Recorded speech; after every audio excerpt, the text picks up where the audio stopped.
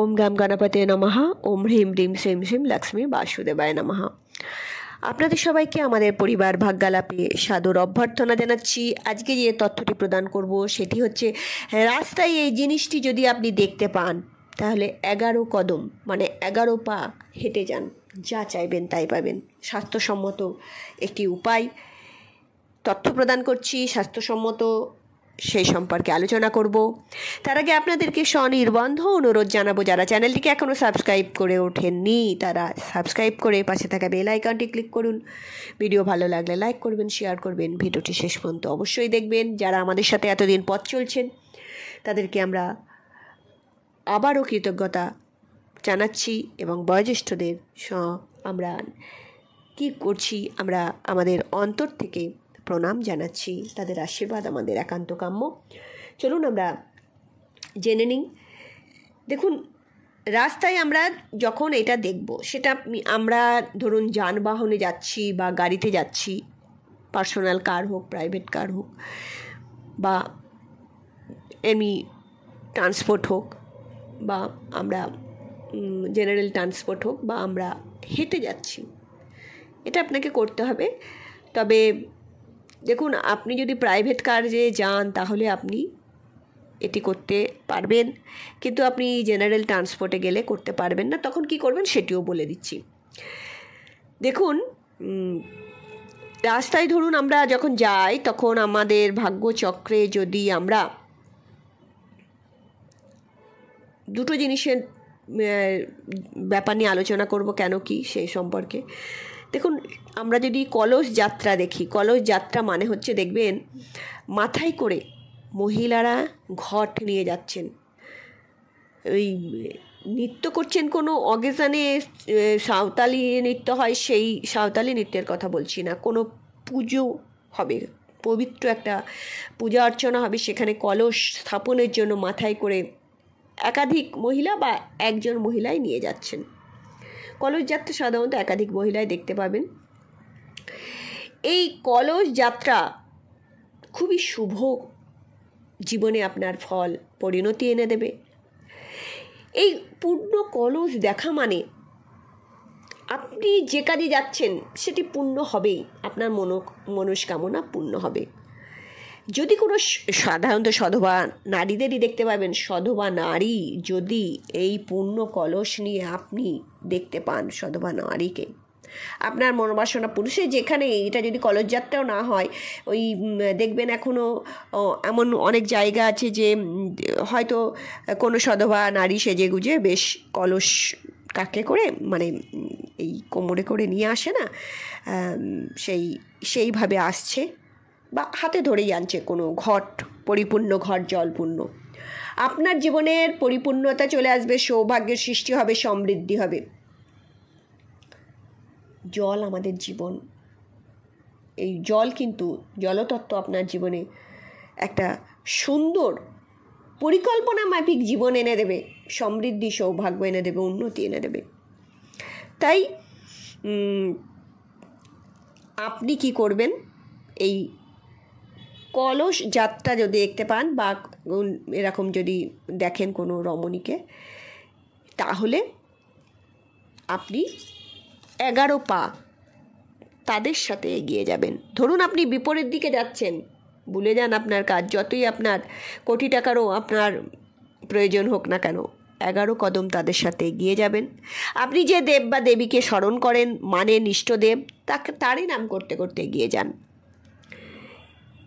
তাহলে আপনার কিন্তু জীবনে দেখবেন উন্নতি হচ্ছে। আরেকটি কথা বলে রাখি, যাদের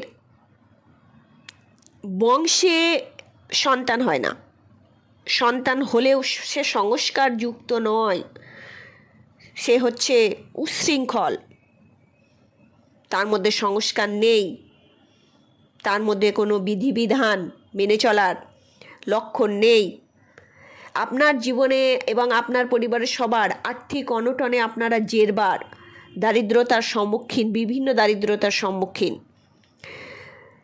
বংশবৃদ্ধি হচ্ছে না,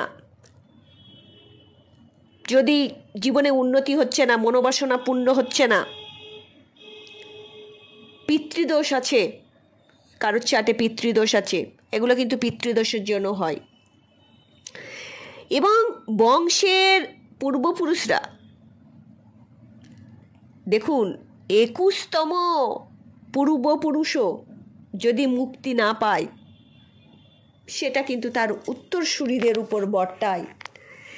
উত্তরসূরি কি করছে?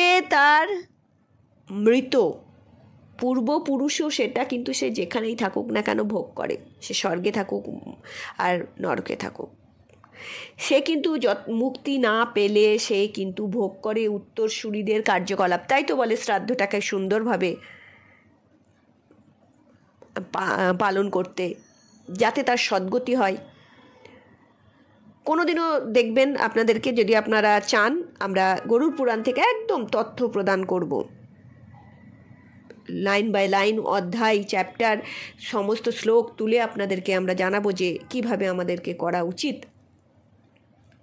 এই শ্রাদ্ধ শান্তি। না হলে কিন্তু সদ্গতি হয় না, এবং এর ফলে আমাদের জীবনে দুঃখ, দুর্দশা, আর্থিক অনটন, পারিবারিক অশান্তি, সাংসারিক গোলযোগ সমস্ত কিছু আমাদের জীবনে কিন্তু আসে। কেননা পূর্বপুরুষদের কিন্তু আমাদের কি করা উচিত? তুষ্ট করা উচিত। এবং এই জন্যই তো বিধিবিধান। আমরা ভাবলি কী হবে, যে মরে গেছে সে মরে গেছে, তাকে বেঁচে থাকতে তাকে ইয়ে করলাম না, মরে গেছে, মারা গেছে, কি হবে?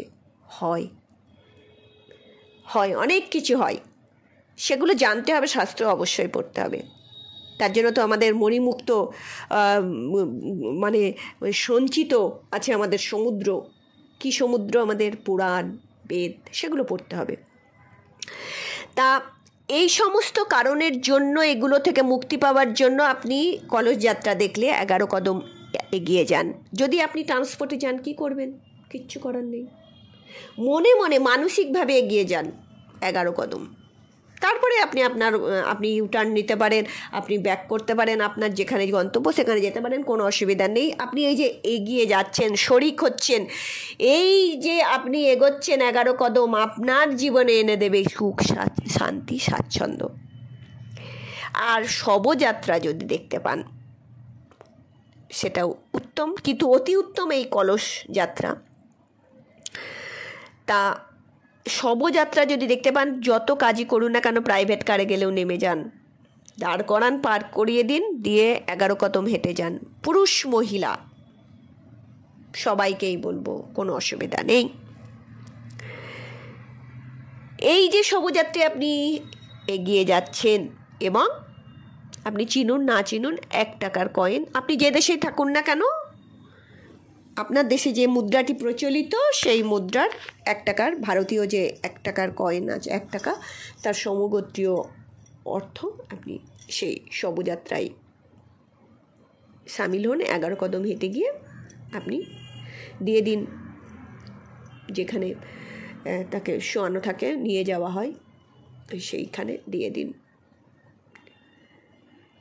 এই যে শবযাত্রা আপনি দিলেন, কেননা আমরা জানি, আমাদের গরুড় পুরাণ বলছে, মৃতাত্মার সাথে এই যে শরীরটা, তার আত্মা কি করে 13 দিন পর্যন্ত কিন্তু অবস্থান করে, পরিবারের সবার সাথে থাকে, সে দেখে, উপলব্ধি করে, বোঝাতে চায় তার দুঃখ কষ্ট। এই যে আমরা চিৎকার করে কাঁদছি বা তার সম্পর্কে বাজে কথা বলছি, সব কিছু সে শোনে, বা ভালো কথা বলছে শোনে, সে আসতে চায়, সে বোঝাতে চায়, সে ফিরতে চায়, কিন্তু তার কিছু করার থাকে না। সে শরীরেও ঢুকতে চায়, কিন্তু তার সে ক্ষমতা থাকে না। যমদূতেরা সেটা আষ্টে পিষ্টে তাকে বেঁধে রেখে দেয়। তাই সে কিন্তু দেখতে পাচ্ছে, সে যখন দেখতে পাচ্ছে যে একজন মানুষ আমার শবযাত্রায় সামিল হচ্ছে, এবং আমার যাতে পারলৌকিক উন্নতি হয়, আমি যাতে, আমার আত্মা যাতে শান্তি পায়, তার জন্য কামনা করছি। শুধু এগোবেন না, কামনা করবেন।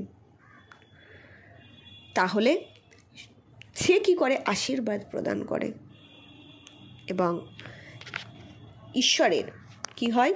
ঈশ্বরের সাহচর্য লাভ করা যায় এবং আশীর্বাদ পাওয়া যায়।